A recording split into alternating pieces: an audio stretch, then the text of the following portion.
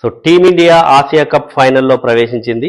Sri Lanka Asia cup నుంచి eliminate అయ్యింది. Next match India Sri Lanka మధ్య జరుగుతుంది, కానీ అది ఇండియాకి నామం మాత్రమే, శ్రీలంకకి కూడా నామం మాత్రమే. ఎందుకంటే ఇండియా ఫైనల్కి చేరింది, శ్రీలంక ఎలిమినేట్ అయ్యింది. సో మరి బంగ్లాదేశ్ అండ్ పాకిస్తాన్ మధ్య జరగబోయే మ్యాచ్ లో అది డిసైడర్ అన్నమాట. అది నాకౌట్ మ్యాచ్. ఆ మ్యాచ్ లో ఏ టీం అయితే గెలుస్తుందో ఆ టీం ఇండియాతో ఫైనల్లో ఆడుతుంది. ఇది కన్ఫర్మ్. సో మరి బంగ్లాదేశ్ పై టీమిండియా 41 రన్స్ తేడాతో విజయం సాధించింది. 41 రన్స్ తేడాతో విజయం సాధించినప్పటికీ కూడా టీమిండియాలో కొన్ని లూప్ హోల్స్ అయితే ఈరోజు కనిపించాయి. Especially batting order. టాస్ గెలిచిన బంగ్లాదేశ్ మొదట ఇండియాను బ్యాటింగ్ ఆహ్వానించింది. సో బ్యాటింగ్ చేస్తున్నటువంటి టీమిండియాకి ఎప్పట్లాగే అభిషేక్ శర్మ అండ్ శుభ్మన్ గిల్, ఈ పంజాబ్ డియో ఒక అద్భుతమైన స్టార్ట్ అందించారు. ఎస్పెషల్లీ అభిషేక్ శర్మ తనదైన స్టైల్లో ఆ సిక్సర్లు, ఆ ఫోర్లు బాదుతూ ఫ్రస్ట్రేషన్ కి స్పెల్లింగ్ రాయించాడు. ఎస్పెషల్లీ పవర్ ప్లే ఉన్నది తన కోసమే అన్నట్టుగా తను రెచ్చిపోయి ఆడాడు. ఇది అందరికీ అలవాటు అయిపోయింది. ఇంకా అభిషేక్ శర్మ పవర్ ప్లేలో ఇలాగే ఆడతాడని అపోనెంట్స్ కి అర్థమైపోయింది, మన ఫ్యాన్స్ కి అలవాటు అయిపోయింది. ఫుల్ గా ఎంజాయ్ చేశారు. ఇది 75 రన్స్ స్కోర్ చేశాడు అభిషేక్ శర్మ. బ్యాడ్ లక్ ఏంటంటే తను రన్అట్ అయ్యాడు. నాన్ స్ట్రైకర్ ఎండ్ లో ఉన్నాడు. సూర్యకుమార్ యాదవ్ పాయింట్ దిశగా కొట్టినటువంటి బాల్ ని అద్భుతమైన ఫీల్డింగ్ చేశాడు బంగ్లాదేశ్ ఫీల్డర్.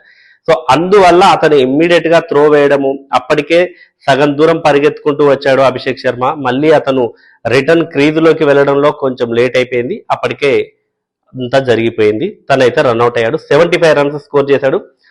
నేను అనుకున్నాను ఈరోజు వీరేంద్ర సెహ్వాగ్ చెప్పిన మాట నిజం చేస్తాడేమో అభిషేక్ శర్మ అన్నట్టుగానే ఆడాడు.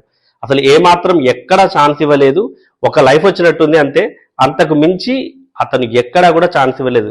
సెహ్వాగ్ చెప్పాడు అంతకుముందు మ్యాచ్ తర్వాత ఇంటర్వ్యూలో, తను స్టూడియో నుంచి ఇతను గ్రౌండ్ నుంచి లైవ్ లో మాట్లాడుకున్నారు.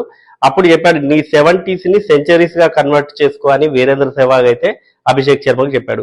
ఈ రోజు అదే జరుగుతుంది అనుకుంటాను, కానీ bad luck. So India point of వ్యూలో ఏం జరిగిందంటే ఈరోజు బ్యాటింగ్ ఆర్డర్ లో అప్ అండ్ డౌన్స్ కొన్ని షఫుల్స్ చేశారు. నెంబర్ 3లో శివం దూబే వచ్చాడు, నెంబర్ 4 సూర్యకుమార్ యాదవ్, నెంబర్ 5లో హార్దిక్ పాండ్యా వచ్చాడు. సో హార్దిక్ పాండ్యా నిలదొక్కున్నాడు కాబట్టి టీమిండియా కొంచెం గౌరవప్రదమైన స్కోర్ అయితే చేయగలిగింది. సో హార్దిక్ పాండ్యా 38 రన్స్ చేశాడు. ఆ తర్వాత ఏ బ్యాటర్లు కూడా అంతగా ఆకట్టుకోలేకపోయారు. ఎస్పెషల్లీ శివం దుబే ఫెయిల్ అయ్యాడు, సూర్యకుమార్ యాదవ్ కూడా ఫెయిల్ అయ్యాడు. సో హార్దిక్ పాండ్యా మీద భారం ఉంది. తను 38 రన్స్ చేశాడు. చివర్లో అక్షర్ పటేల్ కూడా ఒక 10 రన్స్ చేశాడు. తిలక్ వర్మ కూడా 5 రన్స్ ఏమో చేశాడు. మొత్తానికి టీమిండియా 168 రన్స్ చేసింది for the loss of 6 wickets. So మరి ఆ తర్వాత 169 పరుగుల లక్ష్యాన్ని బంగ్లాదేశ్ అయితే ఛేదించడంలో ఫెయిల్ అయింది. ఎస్పెషల్లీ వాళ్ళ ఓపెనర్ సైఫ్ కి పేరుకు తగ్గట్టుగానే లైఫ్లు బాగా వచ్చాయి. సో అతను హాఫ్ సెంచరీ చేశాడు. అతను కనుక చివరి వరకు ఉండుంటే పరిస్థితి, రిజల్ట్ మరోలా ఉండేది. అప్పటికే అతనికి చాలా లైఫ్లు వచ్చాయి. ఈ రోజు టీమిండియా ఫీల్డింగ్ గురించి ఎంత తక్కువ చెప్పుకుంటే అంత మంచిది. 4-5 క్యాచ్లు డ్రాప్ చేశారు. సంజు శాంసన్ డ్రాప్ చేశాడు, కుల్దీప్ యాదవ్ డ్రాప్ చేశాడు, అభిషేక్ శర్మ డ్రాప్ చేశాడు. ఇలా ఫీల్డర్లు చాలా మంది కూడా, అంటే మంచిగా క్యాచ్లు పట్టుకునే వాళ్ళంతా కూడా క్యాచ్లు డ్రాప్ చేశారు. అదైతే టీమిండియాకి లాస్ట్ మ్యాచ్ లో కూడా చూసాము, క్యాచ్లు డ్రాప్ అయ్యాయి.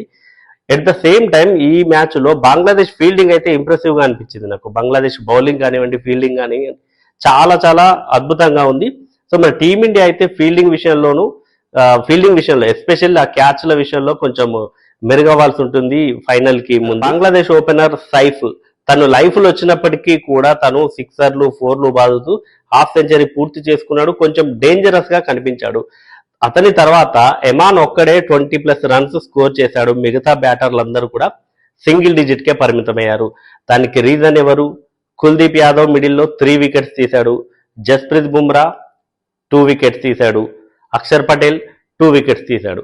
సో ఇలా వికెట్లు వీళ్ళు పంచుకోవడంతో బంగ్లాదేశ్ అయితే ఎక్కడా కూడా నిలబడలేకపోయింది. ఎస్పెషల్లీ బుమ్రా వేసిన బౌలింగ్ అయితే ఫస్ట్ ఓవర్స్ ఇనీషియల్ పవర్ ప్లేలో మాత్రము బంగ్లాదేశ్ బ్యాటర్లకు అయితే చుక్కలు కనిపించాయి బుమ్రా బౌలింగ్ లో. హార్దిక్ పాండ్యా కూడా పర్వాలేదు అనిపించాడు. సో మొత్తానికి ఇంకా శివం దూబేకి లాస్ట్ లో ఇచ్చారు. శివం దూబే సో తను వికెట్ తీయలేకపోయాడు. చివరి వికెట్ మాత్రం తిలక్ వర్మకి దక్కింది. సో తనకు కూడా కొంచెం ఆర్మ్స్ ఫ్రీ అయ్యాయి బౌలింగ్ వేయడానికి. సో ఈ రకంగా బంగ్లాదేశ్ అయితే చాలా ఈజీగానే గెలిచారు. ఒకవేళ ఓపెనర్ సైఫ్ గనక చివరి వరకు ఉండుంటే సరే, ఇట్స్ ఎ డిఫరెంట్ స్టోరీ. కానీ టీమిండియా అయితే 41 రన్స్ తేడాతో గెలిచి ఫైనల్ కి చేరుకుంది. మరి నెక్స్ట్ పాకిస్తాన్ వర్సెస్ బంగ్లాదేశ్ ఆడబోయేటటువంటి మ్యాచ్ లో, అది నాకౌట్ మ్యాచ్ అని చెప్పుకున్నాం, ఈ మ్యాచ్ లో గెలిచిన టీం అయితే ఫైనల్ కి చేరుకుంటుంది. మరి టీమిండియాతో ఫైనల్ ఆడబోయే జట్టు ఏదని మీరు అనుకుంటున్నారో కామెంట్ చేయండి.